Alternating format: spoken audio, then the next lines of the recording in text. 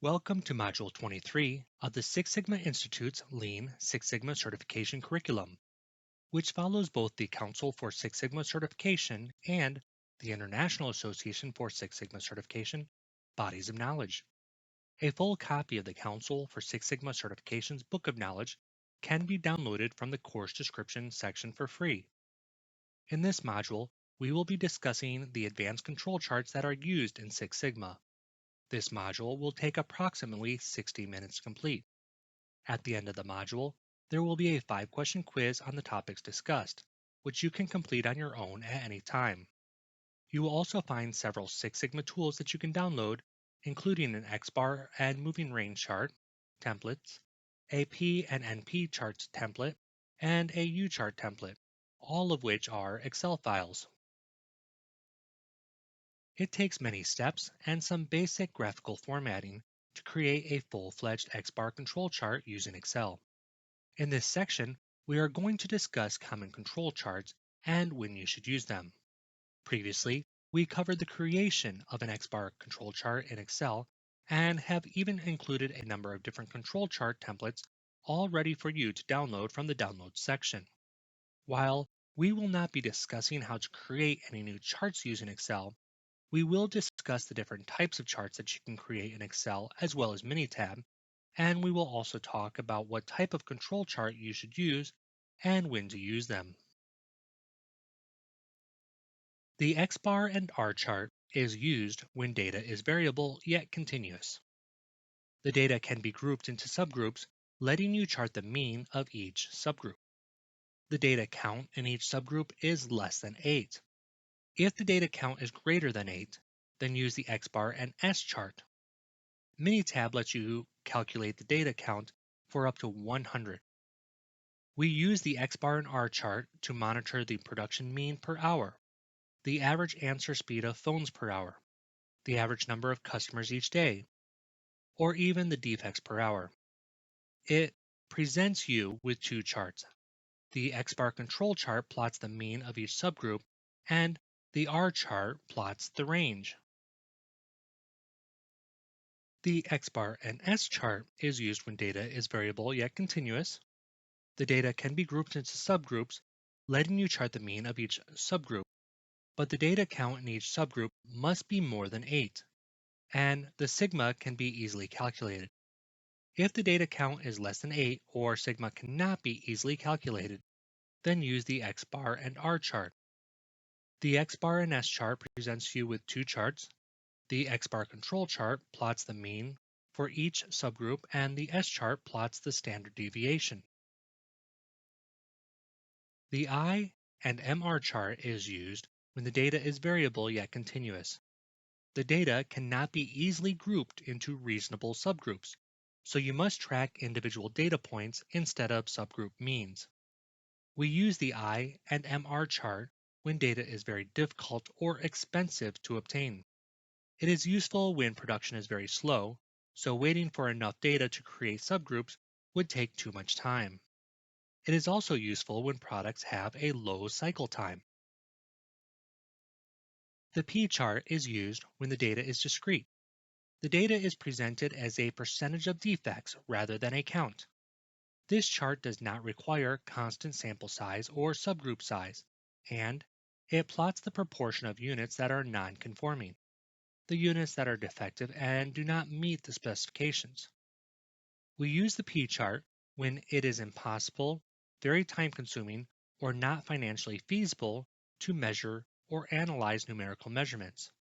This chart is useful when the sample or subgroup sizes are not equal, so the percent of defect is more important than the number of defects per group, because you can't compare numbers in a smaller group with numbers in a larger group accurately. It is also useful when the data is rate-based, because it comes from a binomial or attribute process. As such, the measurement or process is a pass or fail, go or no-go. You simply cannot plot 1 or 0 on a control chart, but you can plot the percentage of 1 or 0 in each sample. The NP chart is used when the data is discrete. The data is presented as a percentage of defects rather than a count. This chart does not require a constant sample size to be of use, and plots the number of units that are non-conforming in each sample size. Other than this requirement, you can use it for just about anything that you would use a P-chart for. The U-chart is used when the data is discrete. The data is presented as a count rather than a percentage of defects. This chart does not require a constant sample or subgroup size, and it plots the number of defects per unit. We use the U-chart when the data is about the defects themselves, not the overall defective product. The C-chart is used when the data is discrete. The data is presented as a count rather than a percentage of defects. This chart does require a constant sample or subgroup size, and it plots the number of defects per sample. We use the C-chart when the data is about the defects themselves, not the overall defective product. Minitab was specifically designed to make the creation of control charts an easier task, and it is an indispensable tool in the Six Sigma toolkit. In this section, we are going to discuss the creation and reading of control charts in Minitab. We will cover the X bar and R, and the X bar and S charts, the IMR chart and the P chart creation process, and look at common versus special cause variations indicated within the chart. We will also look at several additional charts that can be created in Minitab, like the IMR chart, the cumulative sum, and the exponentially weighted moving average. To better understand the X bar and R chart process in Minitab, we will consider the real-world scenario from the Council for Six Sigma training manual that can be downloaded from the course description section. A call center is tracking the number of calls on hold. The call center randomly records the number of calls on hold at a given moment 5 times each hour. That data is presented for a 10-hour shift. Since Minitab features a spreadsheet layout, you can create this in Minitab or in Excel and copy it over to Minitab. Once this data is in Minitab, then go to the Stat menu and from the drop-down choose Control Charts and select the Variables for Subgroup option. You will find the X bar and R chart located under the Variables for Subgroup option. Go ahead and click on it. A new dialog window will pop up and you will see a drop-down that states all observations for a chart are in one column. Below it is an empty box. Go ahead and click on it. Now you want to select the column with the header Calls on Hold, or whatever label you have chosen for the variable data, and click Select. The label will automatically appear in the box under the dropdown. If you look at the data, there were 2 columns, one for time and one for calls on hold. You will also see that there are 5 separate entries for each hour listed in the data table. Since the data was sampled 5 times per hour, enter 5 in the subgroup size. Then click X bar R options. A new dialog box will open and will have several tabs of options to choose from. Simply find the tab that says Tests and click on it to bring up the options for testing. Now the first thing that you will see under the Test tab is a drop-down that allows you to choose between performing all tests for special causes, perform selected tests for special causes, and perform no tests. Make sure to select the option that will perform all tests for special causes. Click on OK and Save to close the option dialog box. Then click on OK to close the X bar R chart dialog box, and of course to create the control chart. Minitab generates a chart and a text description for any failed control tests. You will then be presented with 2 charts. The one on top is a sample mean per hour, the average mean for the 5 samples collected each hour. The one on the bottom is the sample range for each hour. You will notice on the lower chart that we have the average line in green and an upper and lower control limit line in red. Right off the back, you will see one of the data points is represented by a red mark, and it is located above the upper control limit line. The text is the result of the tests, which confirm that you have one point that is more than 3 standard deviations from the center line, and that the failed point is at hour 2. Someone viewing this chart would not likely consider the process to be completely out of control, but they would want to investigate the samples for hour 2, as it appears that one or more of the samples collected was very high. The steps for creating an X bar and S chart are the same as those described above, except that you would start with the stat, then select control charts, then variable for subgroups, and then X bar S. Next, we will create an IMR chart in Minitab. The IMR, or Individual and Moving Range chart, is used when you are not grouping data into subgroups. Either it isn't feasible to gather enough samples for subgrouping, or it is important for some reason to view the chart at the data point level.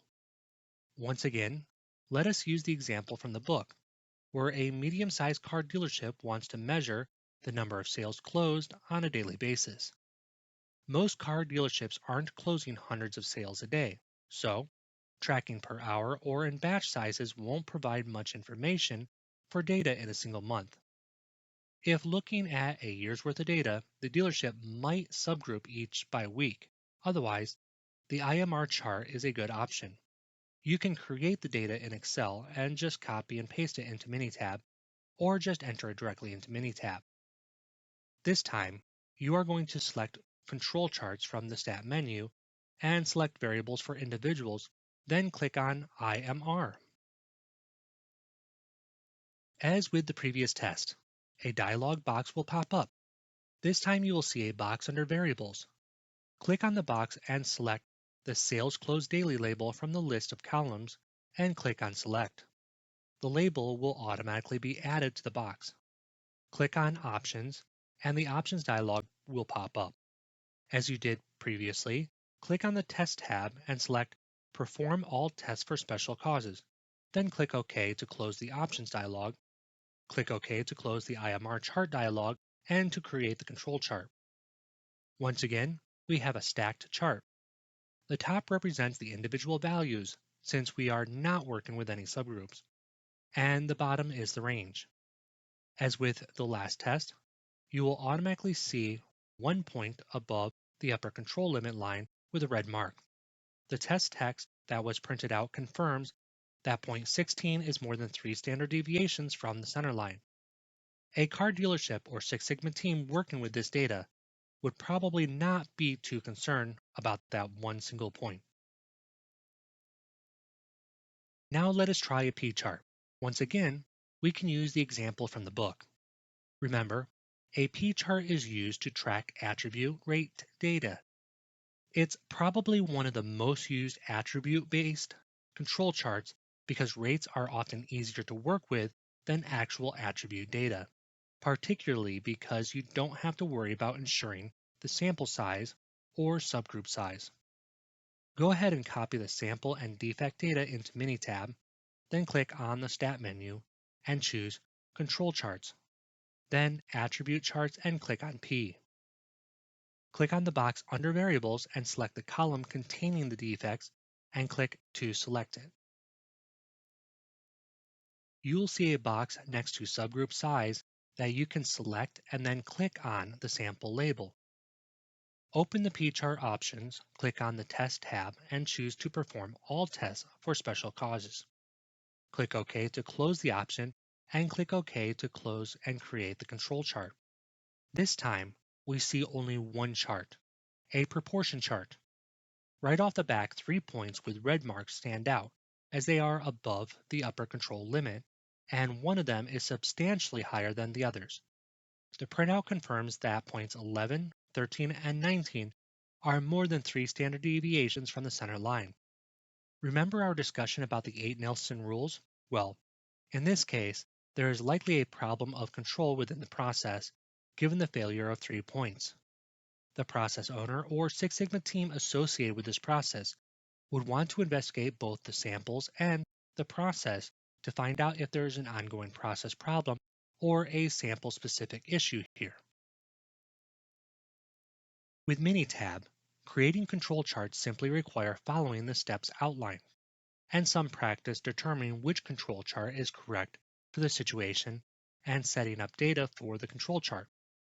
The harder part is interpreting control charts to make valid business decisions or recommendations. Let us take a look at the scenario from the book. The technical support desk in an office tracks the number of tickets opened and closed each hour. Management wants to know whether the help desk process is performing well, giving only this information. A Six Sigma expert can do a few things to provide a preliminary answer to management. First, you might create an IMR chart for the complete task data. Why use an IMR? Well, we don't have enough data to create an XBAR chart because we would only have a few subgroups. In the IMR chart, we can see that there are no failure points. But someone might point out, though, that a control chart of the number of tickets completed only tells us there isn't a great deal of deviation in the amount of work completed each hour, and this is true. This control chart does not actually take into account the amount of work that came in each hour and whether the help desk was clearing that work. So, a Six Sigma expert might add another column to the data. This column keeps a running total of how many tickets at that point of the day remain open. Creating an IMR chart of this figure yields a very different result. Now we can see that the process has failed test 1. 1 point is more than 3 standard deviations from the center line. Test 2, 9 points in a row are more than 2 standard deviations from the center line. And test 5, 2 out of 3 points are more than 2 standard deviations from the center line on one side of the center line. Given all of this information, a Six Sigma expert might even run a 2-sample t-test to go along with the control chart. In yet another example, a company that produces yarn skeins for retail sales. Each 244-yard skein features a certain color or color pattern. The company allows slight defects in dye at a rate of 10 per 244-yard yarn length before the skein is considered defective overall. A team has been tasked with controlling the quality of this process. This team reviews 10 lengths of sampled yarn each day before it is wound into a skein to determine the number of defects. Over several days, the team gathers data and creates a control chart to indicate whether its process is in control. Because all of the sample sizes are the same, and the team is concerned with the number of defects, it chooses to create a C chart in Minitab.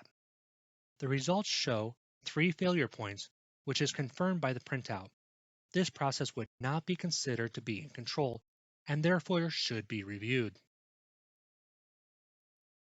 When selecting the Control Test tab in Minitab, you will note that we selected to perform all tests for special causes.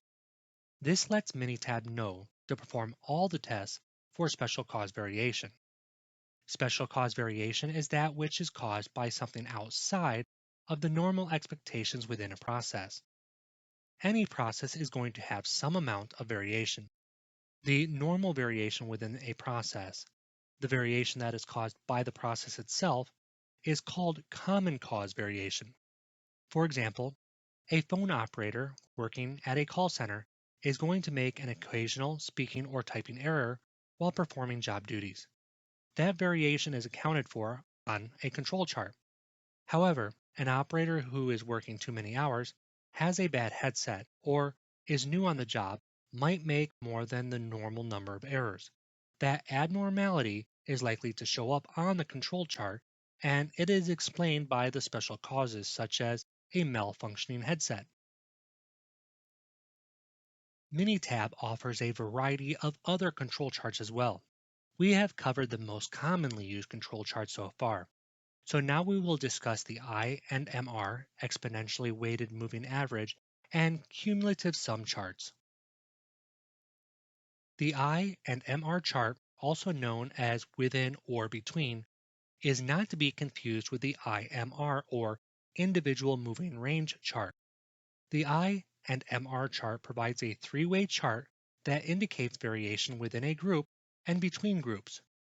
You might use this chart when the variation between batches is high compared to the variation within batches, or when variation is not randomly distributed. For example, when working with a process that spans shifts, you might have subgroups within shift groups, and differences might appear between the shifts. You will find this chart under the variables for subgroups. If you take a look at the stack chart, the first one shows the subgroup mean, the second is the moving range or subgroup mean, and the bottom is the sample range. We can see two failed points on the chart. The exponentially weighted moving average or EWMA chart delivers an individual and moving range graph. This chart is rarely used in common statistical analysis, as it is difficult to work with. Most often, the chart is used when dealing with automatic data systems. In the chart shown, there are no failed points, although one is very close to the upper control limit. Also notice how the control limits change in this chart. The cumulative sum, Q-sum chart, deals with the cumulative sum of the deviations of each sample as they relate to a target value. The Q-sum is very adept at detecting a small shift from a target, particularly in a process that is in control. Like the exponentially weighted moving average, the cumulative sum is not a commonly used control chart for most business environments. If you take a look at the chart shown, you will see that instead of a single plot line, we actually have three plot lines, and one of them has 7 consecutive fail points, more than 3 standard deviations above the center line.